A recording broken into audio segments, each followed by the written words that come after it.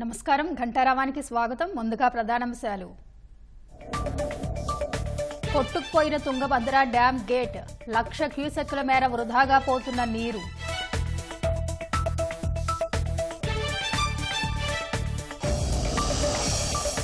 Tungabhadra gate కొట్టుకుపోవడంపై Chandrababu ఆరా, అప్రమత్తంగా ఉండాలని మంత్రి నిమ్మల అధికారులకు ఆదేశం.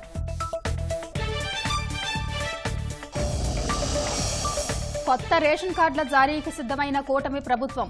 వివాహ నమోదు ధృవీకరణ పత్రం ఆధారంగా జారీ.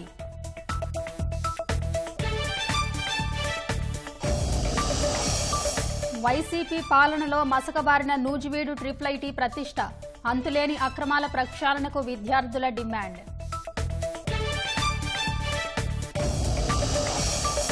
కశ్మీర్లో సైన్యంపై ఉగ్రవాదుల కాల్పులు. 2 జవాన్లు వీరమరణం.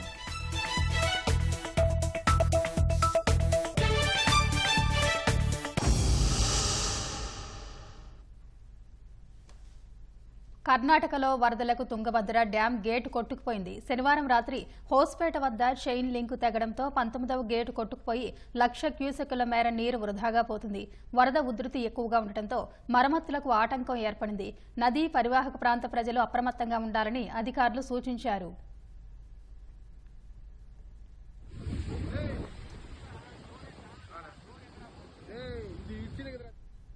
కర్ణాటక రాష్ట్రంలోని హోస్పేట వద్ద తుంగభద్ర నదిపై జలాశయాన్ని నిర్మించారు.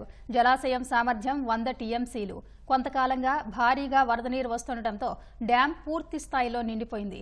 ఈ మధ్యనే గేట్లు ఎత్తి నీటిని దిగువకు విడుదల చేస్తున్నారు. భారీ వరదల కారణంగా శనివారం రాత్రి 19వ నెంబర్ గేటు చైన్ లింకు తెగడంతో 19వ గేటు కొట్టుకుపోయింది. జలాశయం నుంచి సుమారు 75,000 క్యూసెక్ల నీరు వృధాగా పోతుంది. భారం పడకుండా మొత్తం 8 గేట్ల ద్వారా 1,00,000 క్యూసెక్కులకు పైగా నీటిని దిగువకు విడుదల చేస్తున్నారు. వెంటనే అడ్డుకట్ట వేయకుంటే తుంగభద్ర నుంచి 60 టీఎంసీల నీరు వృధాగా పోయే అవకాశం ఉంది.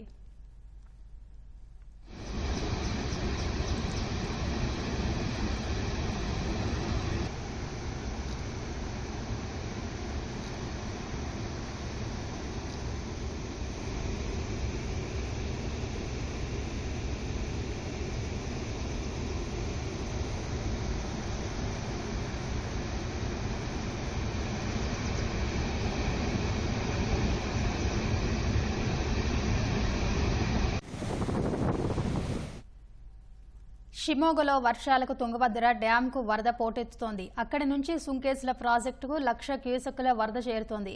గేటు మరమ్మతులు చేసే వరకు సుంకేసులకు వరద ప్రవాహం కొనసాగనుంది. వరద ఎక్కువగా ఉండటంతో సహాయక చర్యలకు ఆటంకం కలిగింది. తుంగభద్రలో వరద తగ్గాక అధికారులు మరమ్మతులు చేపట్టనున్నారు. నదీ పరివాహక ప్రాంతాలైన కర్నూలు, ఉమ్మడి మహబూబ్ నగర్ జిల్లా వాసులు ప్రజలు అప్రమత్తంగా ఉండాలని అధికారులు హెచ్చరించారు.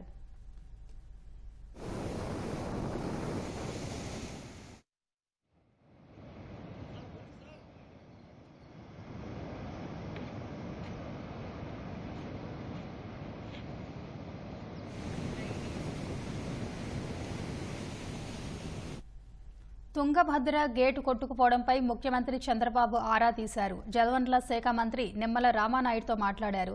నీటిపారుదల శాఖ ప్రిన్సిపల్ సెక్రటరీ సాయి ప్రసాద్ను అడిగి వివరాలు తెలుసుకున్నారు. నిర్వహణలో లేని పాత గేటు కొట్టుకుపోయిందని తక్షణం ప్రాజెక్టు వద్దకు డిజైన్ టీం పంపాలని నిర్ణయించినట్టు తెలిపారు. ఇంజనీర్ల బృందం ప్రాజెక్టు గేట్ల పరిశీలనకు వెళ్లిందని తెలిపారు.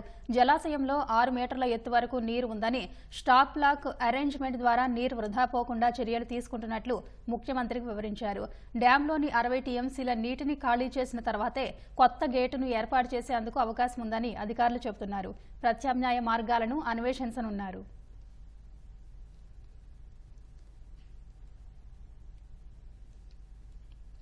సీఎం చంద్రబాబు ఆదేశాలతో జలాశయం వద్దకు సెంట్రల్ డిజైన్ కమిషనర్తో పాటు ఇంజనీరింగ్ డిజైన్స్ బృందం కూడా వెళ్లిందని మంత్రి నిమ్మల రామానాయుడు తెలిపారు. డ్యాం గేటు కొట్టుకుపోయినందున ప్రజలను అప్రమత్తం చేసేలా జిల్లా కలెక్టర్కు ఆదేశాలిచ్చామన్నారు. కౌతాలం, కోసిగి, మంత్రాలయం, నందవరం మండల ప్రజలు అప్రమత్తంగా ఉండాలని సూచించారు.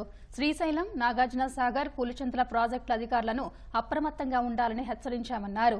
తాత్కాలిక స్టాప్ లాక్ గేటు ఏర్పాటుకు ఇబ్బందులున్నాయని, పాత డిజైన్ కావడం వల్ల స్టాప్ లాక్ గేటు ఏర్పాటు చేయలేని పరిస్థితి తలెత్తిందని మంత్రి పయ్యావుల కేశవ్ తెలిపారు.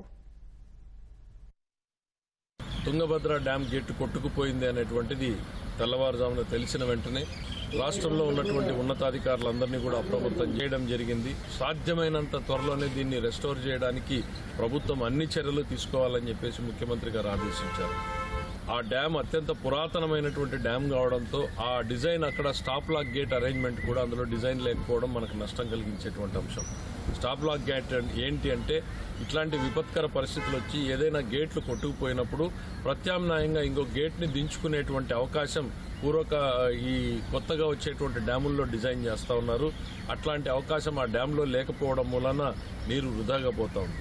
అక్కడ ప్రత్యామ్నాయంగా ఎమర్జెన్సీగా గేట్లని మనం తయారు చేసుకుని తాత్కాలికంగా ఆ నీటిని నిలిపేదానికోసం చర్యలు తీసుకోవడానికి అన్ని ప్రణాళికలు కూడా సిద్ధం చేయడం జరుగుతోంది.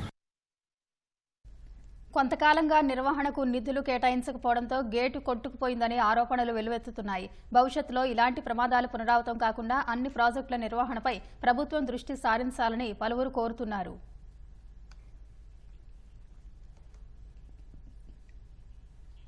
తుంగభద్ర డ్యాం వద్ద ప్రస్తుత పరిస్థితిని మా ప్రతినిధి శ్యామ్ అడిగి తెలుసుకుందాం. శ్యామ్, చెప్పండి, తుంగభద్ర ప్రాజెక్టు వద్దకు అధికారులు ఎవరైనా వచ్చారా?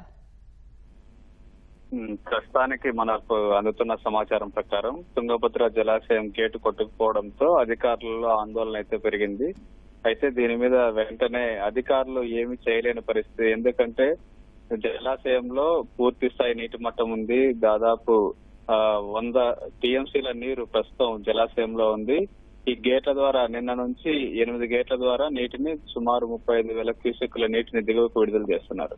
అయితే 19వ నెంబర్ గేటు కొట్టుకుపోవడంతో ఈ గేటు ద్వారా దాదాపు 75,000 క్యూసెక్కుల నీరు నదిలోకి వెళ్తుంది. అంటే 1,00,000కు పైగా క్యూసెక్కులు, 1,10,000 క్యూసెక్కులు నదిలోకి వెళ్తున్నట్లుగా అధికారులు చెప్తున్నారు. అయితే ఇంత మొత్తంలో ఈ స్థాయిలో వరద ఉన్నప్పుడు గేట్ల మరమ్మతులు చేయడము లేకపోతే కొత్త గేట్ ఏర్పాటు చేయడం అనేది సాధ్యమయ్యే పని కాదు.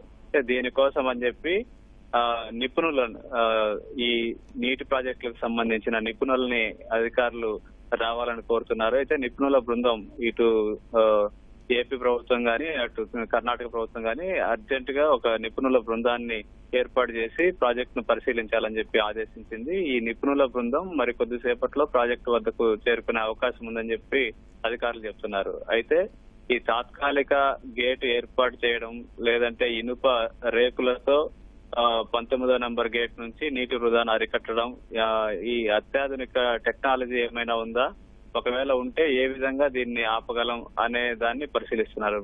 ఇప్పటి వరకు మన దగ్గర ఉన్నటువంటి సమాచారం ప్రకారం అధికారులు చెప్తున్నది ఏంటంటే జలాశయం దాదాపు ఖాళీ చేసిన తర్వాత అంటే కనీసం 60 టీఎంసీల నీటిని వృధాగా నదిలోకి కలిపేసిన తర్వాత అంటే దాదాపు 60 టీఎంసీల నీటిని ఖాళీ చేసిన తర్వాతనే గేట్లు ఏర్పాటు చేసే అవకాశం ఉందని ఇప్పటి వరకు అధికారులు చెప్తున్నారు. అయితే నిపుణులు వచ్చి సాంకేతిక టెక్నాలజీ బాగా పెరిగింది కాబట్టి కొత్త సాంకేతిక విధానంలో ఈ గేటు ద్వారా నీటిని అరికట్టడానికి ఏమైనా ప్రత్యామ్నాయ మార్గాలు సూచిస్తారా అనేది ఇప్పుడు నిపుణులు చెప్పాల్సి ఉంటుంది. నిపుణులు పరిశీలించిన తర్వాతనే ఇది ఏమైనా తెలిసే అవకాశం ఉంది. అయితే మరికొద్ది సేపట్లో ఉదయం 10 గంటల తర్వాత వచ్చే అవకాశం ఉందని చెప్పి మనకు చెప్తున్నారు. ఈ నిపుణులు వచ్చిన తర్వాత డ్యామ్ గేటు ఏర్పాటు చేస్తారా లేకపోతే నీటి అన్నిటిని కిందికి వదిలిన తర్వాతనే కొత్త గేట్ ఏర్పాటు చేస్తారా అనేది మనకు తెలిసే అవకాశం ఉంది. ధన్యవాదాలు శ్యామ్.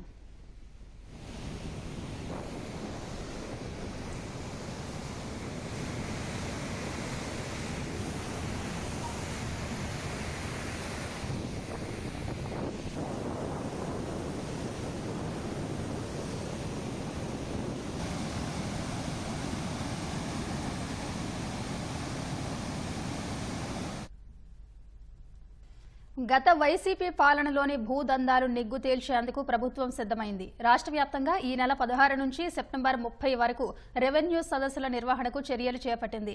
దీనికి ప్రత్యేకంగా జిల్లాలకు సీనియర్ ఐఏఎస్లను నోడల్ అధికారులుగా నియమించింది. ఫిర్యాదులపై చర్యలు తీసుకునేందుకు అధికారులకు మరో 45 రోజుల గడువు ఇచ్చింది. మొత్తంగా 3 నెలల్లో నవంబర్ 15లోగా ఫిర్యాదుల స్వీకరణ, చర్యల ప్రక్రియ పూర్తి కానుంది. భూముల వ్యవహారంతో సంబంధం ఉన్న అటవీ, దేవాదాయ, వక్ఫ్, ఇతర శాఖల అధికారులు సైతం ప్రజల వద్దకు వెళ్లనున్నారు. వీలుంటే రీసర్వే జరిగిన గ్రామాల్లో సర్వే రాళ్లపై ఉన్న లోగోలు, పేర్లను చెరిపివేయాలని ప్రభుత్వం సూచించింది. వైకాపా పాలనలో నిషిద్ధ జాబితా నుంచి ఫ్రీ హోల్డ్ పేరుతో తప్పించిన భూముల రిజిస్ట్రేషన్లపైన సదస్సులో విచారించనున్నారు. మదనపల్లి సబ్ కలెక్టర్ కార్యాలయంలో దస్త్రాల దహనం రాష్ట్ర వ్యాప్తంగా సంచలనంగా మారింది. కొందరు కావాలనే కుట్రపూరితంగా భూ రికార్డులను దహనం చేశారు. ఈ సంఘటనపై విచారణ కోసం మదనపల్లికి వెళ్లిన సిసోదియాకు బాధితుల నుంచి సుమారు 500 ఫిర్యాదులు అందాయి. మాజీ మంత్రి పెద్దిరెడ్డి రామచంద్రారెడ్డి, ఆయన అనుచరుల వల్ల సొంత భూములు కోల్పోయామని బాధితులు వివరించారు. టీడీపీ, జనసేన కార్యాలయాల్లో నిర్వహిస్తోన్న విన్నపాల స్వీకరణ కార్యక్రమంలో మంత్రులు, ఇతర నేతలకు అందుతోన్న ఫిర్యాదుల్లో అత్యధికంగా భూదందాలపైనే ఉంటున్నాయి. వైకాపా పాలనలో భూ అక్రమాలపై ముఖ్యమంత్రి చంద్రబాబు ఇప్పటికే శ్వేతపత్రాన్ని విడుదల చేశారు. విశాఖ, ఒంగోలు, నెల్లూరు, వైఎస్ఆర్, అన్నమయ్య, తిరుపతి, చిత్తూరు తదితర జిల్లాల్లో నిషిద్ధ జాబితా నుంచి తొలగించిన అసైన్డ్, విలువైన ఇతర భూములను వైసీపీ నేతలు, కొందరు ఉన్నతాధికారులు కొట్టేశారు. ఇలాంటి అక్రమాల కట్టడికి రాష్ట్ర ప్రభుత్వం ప్రత్యేకంగా చట్టాన్ని సవరించనుంది. ఈ నేపథ్యంలోనే రాష్ట్ర వ్యాప్తంగా గ్రామాల్లో రెవెన్యూ సదస్సులు నిర్వహించాలని ప్రభుత్వం నిర్ణయించింది. ఈ నెల 15న ఈ సదస్సులు లాంఛనంగా ప్రారంభమవుతాయి. ఈ మేరకు రెవెన్యూ మంత్రి అనగాని సత్యప్రసాద్ ఓ ప్రకటన జారీ చేశారు. దీనికి సంబంధించి రెవెన్యూ శాఖ ప్రత్యేక ప్రధాన కార్యదర్శి సిసోదియా సైతం ఉత్తర్వులు జారీ చేశారు. ప్రత్యేకంగా జిల్లాలకు సీనియర్ ఐఏఎస్లను నోడల్ అధికారులుగా నియమిస్తున్నట్లు ఆదేశాల్లో తెలిపారు. కార్యక్రమంలో ప్రజాప్రతినిధులు పాల్గొంటారని, సదస్సుల నిర్వహణ, ఫిర్యాదుల స్వీకరణ, తదుపరి చర్యలను స్పెషల్ ఆఫీసర్ పర్యవేక్షిస్తారని వెల్లడించారు. సదస్సుల నిర్వహణ సమన్వయకర్తగా జిల్లా జాయింట్ కలెక్టర్ వ్యవహరిస్తారని తెలిపారు. గ్రామాల వారీగా రెవెన్యూ సభల నిర్వహణ తేదీలను సబ్ కలెక్టర్, ఇతర అధికారులు ఈ నెల 13లోగా ఖరారు చేస్తారని, మండలాల వారీగా పర్యవేక్షించేందుకు సీనియర్ అధికారిని నియమిస్తారని సదరు ఆదేశాల్లో స్పష్టం చేశారు. సదస్సుల నిర్వహణకు ముందుగానే ఎమ్మెల్యేలు, రాజకీయ పార్టీల ప్రతినిధులు, రైతు సంఘాల ప్రతినిధులు, ఎన్జీఓలతో సమావేశమై ప్రభుత్వ లక్ష్యాలను జిల్లా కలెక్టర్ వివరించాలని తహసీల్దార్, రెవెన్యూ ఇన్స్పెక్టర్, మండల సర్వేయర్, దేవాదాయ, వక్ఫ్ బోర్డుల ప్రతినిధులు, అటవీ రిజిస్ట్రేషన్ శాఖ ప్రతినిధులతో కమిటీని జిల్లా కలెక్టర్ ఏర్పాటు చేయాలని ఆదేశించారు. గ్రామ సభల నిర్వహణపై ఆయా గ్రామాల్లో విస్తృత ప్రచారం చేయాలని సూచించిన ప్రభుత్వం రెవెన్యూ సదస్సులకు సంబంధిత గ్రామ మ్యాప్లు, ఆర్ఓఆర్, 1B, అడంగల్, ప్రభుత్వ భూముల రిజిస్టర్లు సిద్ధం చేయాలని తెలిపింది. వెబ్లాండ్ లో ఉన్న భూములకు తగ్గట్టు వివరాలు అందుబాటులో ఉండాలని, బాధితుల ఫిర్యాదులను వర్గీకరించాలని ఆదేశాల్లో తెలిపింది. మ్యూటేషన్లు, వివాదాలు, ఆక్రమణలు, నిషిద్ధ 22A జాబితా నుంచి భూములు తప్పించడంపై వచ్చిన ఫిర్యాదుల నమోదుకు విడివిడిగా రిజిస్టర్లు నిర్వహించాలని, బాధితులకు ఫిర్యాదు స్వీకరణ రసీదు ఇవ్వడంతో పాటు పరిష్కార చర్యలపై తెలుగులోనే సమాధానం ఇవ్వాలని స్పష్టం చేసింది. ఇందుకోసం ప్రత్యేక నమూనాలు సైతం రూపొందించారు. ప్రతిరోజు ఉదయం 9ంటికి సదస్సు ప్రారంభం కావాలని, గ్రామ సభల వారీగా ఆన్లైన్లో నమోదయ్యే ఫిర్యాదుల స్వీకరణ, ఇతర వివరాలను రాష్ట్ర స్థాయిలో నిశితంగా పరిశీలించేందుకు ఏర్పాట్లు చేయాలని తెలిపింది. రీసర్వే అయిన గ్రామాల్లో కొత్త పట్టాదారు పాసు పుస్తకాలను రైతులకు ఇవ్వనున్నట్లు వెల్లడించింది. వైసీపీ పాలనలో నిషిద్ధ జాబితా 22A నుంచి తొలగించిన భూముల విషయంలో అవకతవకలను గుర్తించేందుకు రాష్ట్ర ప్రభుత్వం సిద్ధమైంది. ముఖ్యంగా 2019 ఏప్రిల్ 1 తర్వాత నిషిద్ధ జాబితా నుంచి తప్పించిన భూముల రిజిస్ట్రేషన్లో అవకతవకలను గుర్తించి వెంటనే కలెక్టర్కు జిల్లా రిజిస్ట్రార్ నివేదించాలని ప్రభుత్వం ఆదేశాల్లో స్పష్టం చేసింది. సర్వే నెంబర్లను తిరిగి నిషిద్ధ జాబితాలో చేర్చి న్యాయపరమైన చర్యలు తీసుకోవాలని సూచించింది. ఫ్రీ హోల్డ్ భూముల రిజిస్ట్రేషన్లను 3 నెలలు నిలిపివేయాలని జిల్లాల అధికారులకు స్పష్టం చేసింది. వైకాపా పాలనలో అసైన్డ్, చుక్కల భూములు, షరతులున్న భూములను లక్షల్లో నిషిద్ధ జాబితా నుంచి తప్పించి రిజిస్ట్రేషన్లు చేయించుకున్నారు. ప్రకాశం జిల్లా కనిగిరి మండలంలో 360.76 ఎకరాలు, తిరుపతి జిల్లా శ్రీకాళహస్తిలో 182.02, వైఎస్ఆర్ జిల్లా ఎస్ మైదుకూరు మండలంలో 206.87, ఇలాగే శ్రీ సత్యసాయి జిల్లా బత్తలపల్లి, చిత్తూరు జిల్లా వెదురుకుప్పం తదితర ప్రాంతాల్లో 100 ఎకరాలకు గిఫ్ట్ డీడ్ రిజిస్ట్రేషన్లయ్యాయి. ఈ ప్రక్రియలో క్రయ విక్రేతలు జతపరిచిన ధ్రువపత్రాలను మరోసారి పరిశీలిస్తారు. ఫ్రీహోల్డ్ భూముల పేరుతో ప్రభుత్వ, పోరంబోకు భూములకు రిజిస్ట్రేషన్లు జరిగినట్లు ప్రభుత్వానికి ఫిర్యాదులందాయి. వీటిపై కలెక్టర్లు విచారించి నివేదించాలని ప్రభుత్వం తాజా ఉత్తర్వుల్లో పేర్కొంది. ఫ్రీహోల్డ్ భూముల రిజిస్ట్రేషన్లకు దరఖాస్తులు అందితే వాటిని పెండింగ్లో పెట్టాలని సబ్ రిజిస్ట్రార్లకు స్పష్టం చేసింది. నూజివేడు ట్రిపుల్ ప్రతిష్టను వైసీపీ ప్రభుత్వం మసకబార్చింది. గత 5 ఏళ్లుగా ఏదో ఒక వివాదంతో వార్తల్లో ఉంటున్న ట్రిపుల్ తరచి చూస్తే అంతులేని అక్రమాలు వెలుగు చూస్తున్నాయి. పనుల పేరిట అందిన కాడికి దోసుకున్న దగ్గర నుంచి ప్రాంగణాన్ని అసాంఘిక కార్యకలాపాలకు అడ్డాగా మార్చి భ్రష్టు పట్టించిన వైనంపై కథనం. నూజివీడు ఐటీని వైకాపా హయాంలో కాసులు కురిపించే కామధేనువులా వాడుకున్నారు. నిబంధనలకు తిలోదకాలిచ్చి టెండర్ల పేరుతో ఇష్టారాజ్యంగా నిధులు కాజేశారు. నిబంధనలు అనుకూలంగా మార్చుకుని కాసులు దండుకున్నారు. ₹1,00,000 విలువ దాటిన పనికి ఈ టెండర్లు పిలవాలన్న నిబంధనలు ఉన్నా దాన్ని 2.5 లక్షలకు పెంచారు. A4 పేపర్ల బండిళ్ల దగ్గర్నుంచి విద్యుత్ వైరింగ్ పనుల వరకు అన్నింటా దోపిడీకి పాల్పడ్డారు. క్యాంపస్లో సుమారు 7,000 మంది విద్యార్థులు ఉండగా నిత్యం 1000 నుంచి 2,000 మంది మెస్లో భోజనం చేయట్లేదు. మెస్ నిర్వాహకులు మాత్రం 7,000 మంది భోజనం చేస్తున్నట్లు లెక్కలు చూపుతున్నారు. ఇలా ఒక్కో విద్యార్థిపై సుమారు ₹120 చొప్పున రోజూ జేబుల్లో వేసుకుంటున్నారు. మందు బాటిల్ దగ్గర నుంచి మొదలుకొని గంజాయి దొరికే వరకు స్థితికి ఐటీని తీసుకెళ్లారంటే గత పాలకులు ఐటీని ఏ విధంగా భ్రష్టు పట్టించారనడానికి ఏమాత్రం అతిశయోక్తి కాదు. ఫుడ్ కాంట్రాక్టులు మొదలుకొని లోపల పనిచేసే అన్ని వ్యవస్థల్ని భ్రష్టు పట్టించారు. ప్రతి విషయానికి కాంట్రాక్టులకు కమిషన్ల రూపంలో పెద్ద ఎత్తున అవినీతికి పాల్పడుతున్నారు. A4 బండిల్స్ వచ్చేసి మనకి సుమారు ₹230 దొరుకుతుంటే ₹300 అధిక మొత్తంలో బండిల్ని కొని దాదాపు ₹1,00,000 నుంచి ₹2,00,000 అవినీతికి పాల్పడ్డారు. ఏ అంశంలో చూసినా నాణ్యమైన ఫుడ్ విషయంలో క్వాలిటీలో రాజీ పడిపోతున్నారు. శానిటేషన్ లో క్వాలిటీ పడిపోతున్నారు. విద్యార్థులకు అందించవలసిన బుక్స్ లో నాశనకం అందిస్తున్నారు. గతంలో ఇక్కడ ఛాన్సలర్ గా పనిచేసిన చెంచురెడ్డి అలియాస్ కేసిరెడ్డి ఐటీ వ్యవస్థని పతనావస్థకు తీసుకువెళ్లారు. ఈ వైసీపీ నేతల కనుసన్నల్లో వాళ్ళకి ఇష్టమైతే వాళ్ళు వెళ్ళిపోవచ్చు. అక్కడికి వెళ్ళిపోయి మద్యం మరి ఇంకా గంజాయి కూడా వెళ్తుందని ప్రజల యొక్క నానుడు కూడా మాకు వినపడింది. ఇది చాలా తప్పు. కమిషన్లు కక్కుర్తిపడండి. తెలిసి తెలియని విద్యార్థులు అక్కడ చిన్న పిల్లలు ఒకళ్ళు చూసి ఒకళ్ళు అలవాటు పడితే లోపలికి ఎలా వెళ్తుంది? ఈ సెక్యూరిటీ సిబ్బంది ఏం చేస్తుంది? గతంలో ఏనాడు జరగలట్లా. అర్హత లేని వాళ్ళని సిబ్బందిగా ఏర్పాటు చేశారండి. ఈ వైసీపీ ప్రభుత్వం ఎమ్మెల్యే గారి కనుసన్నల్లో ఆ పార్టీలో వీళ్ళు అర్హులో కాదని చూడకుండా అడిగితే ఉద్యోగాలు ఇచ్చేసి దీన్ని ప్రక్షాళన చేయాలి. ఈ దోపిడీ అంతా ఒక ఎత్తైతే ఇటీవల వెలుగు చూసిన విషయాలు క్యాంపస్ ప్రతిష్టను మరింత దిగజారుస్తున్నాయి. ఐటీ ప్రాంగణంలో కొంతకాలం క్రితం పెద్ద సంఖ్యలో మద్యం సీసాలు దొరికాయి. వసతి గృహాల్లో ఇప్పటికీ మద్యం, సిగరెట్లు, మత్తు పదార్థాల వినియోగం విచ్చలవిడిగా సాగుతోంది. ఇంత జరుగుతున్నా యాజమాన్యం తరపున దిద్దుబాటు చర్యలు నామమాత్రమైనా కనిపించడం లేదు. గత 5 ఏళ్లలో స్థానిక వైసీపీ నేత చెప్పిందే వేదంగా యాజమాన్యం ఉద్యోగాలివ్వగా కనీస అర్హతలు లేని సిబ్బంది చాలా మంది ఉన్నారు. వైసీపీకి చెందిన వ్యక్తికి ప్రాంగణంలో అప్పగించిన ఓ ఫుడ్ కోర్ట్ అసాంఘిక కార్యకలాపాలకు అడ్డాగా మారిందని, బయట నుంచి విద్యార్థులకు మద్యం, సిగరెట్లు, మత్తు పదార్థాల సరఫరా ఇక్కడి నుంచే సాగుతోందన్న విమర్శలున్నాయి. ఎంతో ప్రతిష్టాత్మకమైనటువంటి ఇన్స్టిట్యూట్ యొక్క గుడ్ విల్ పోయేటువంటి పరిస్థితి ఏర్పడింది. మందు బాటిల్స్ అవి లోనకి తీసుకొచ్చి ఇవాళ ఈ బయటపడేతలకి వీటన్నిటినీ సెక్యూరిటీ గార్డ్స్ అను ₹10,000 జీతం కోసం పనిచేసేటువంటి చిన్న ఉద్యోగుల్ని దీనిలో బలిపెట్టాలనేటువంటి ప్రయత్నాలు జరుగుతున్నాయి.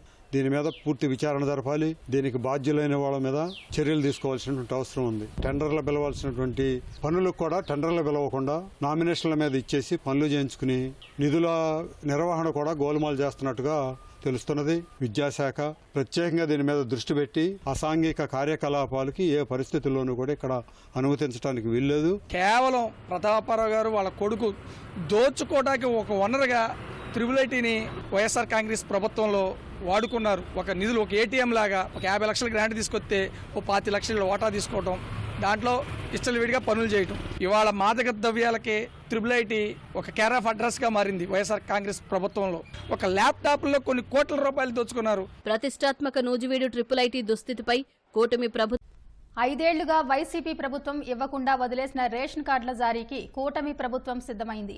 వివాహ ధ్రువపత్రం చూపిస్తే కొత్త జంటకు రేషన్ కార్డు ఇచ్చే విధానాన్ని అమలు చేయనుంది. మరోవైపు జగన్ బొమ్మ తొలగించి మళ్లీ కొత్త రేషన్ కార్డులు పంపిణీ చేసేందుకు నిర్ణయించింది.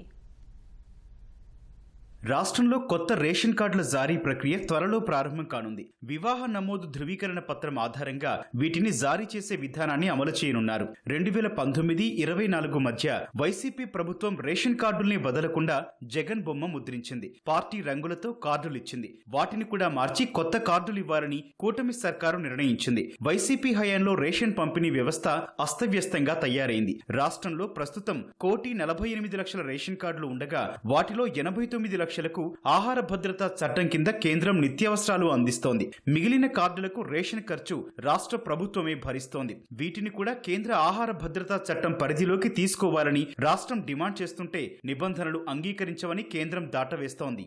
దరఖాస్తు చేసుకుంటే 5 రోజుల్లోనే అర్హులైన వారందరికీ రేషన్ కార్డులు మంజూరు చేస్తామని 2020లో వైసీపీ ప్రభుత్వం ఆర్భాటంగా ప్రకటించింది. తర్వాత కొన్నాళ్లకు 2.5 గంటల్లోనే సచివాలయాల ద్వారా ఇప్పిస్తామని చెప్పింది. అయితే కార్డుల సంఖ్య పెరిగితే ప్రభుత్వంపై అదనపు భారం పడుతుందనే ఉద్దేశంతో వైసీపీ సర్కారు గత 5 ఏళ్లలో కొత్త కార్డులకు కోత పెట్టింది. వైసీపీ అధికారంలోకి వచ్చే నాటికి రాష్ట్రంలో 1,43,33,044 రేషన్ కార్డులు ఉన్నాయి. 2024 ఆగస్టుకి వాటి సంఖ్య 1,48,43,671కి చేరింది. అంటే గత 5 ఏళ్లలో పెరిగిన కార్డులు 1,10,000 మాత్రమే. పెళ్లైన వారికి కొత్తగా కార్డులు ఇవ్వాలంటే అప్పటికే వారి కుటుంబానికి ఉన్న రేషన్ కార్డుల నుంచి పేర్లు తొలగించాల్సి ఉంటుంది. దీనికి ప్రభుత్వం అనుమతి ఇవ్వలేదు. ఫలితంగా కొత్తగా పెళ్లైన వారికి కార్డులు అందలేదు. ఈ సమస్యను పరిష్కరించేందుకు వివాహ నమోదు పత్రం ఆధారంగా కొత్త జంటకు రేషన్ కార్డు జారీ చేయాలని కూటమి ప్రభుత్వం నిర్ణయించింది.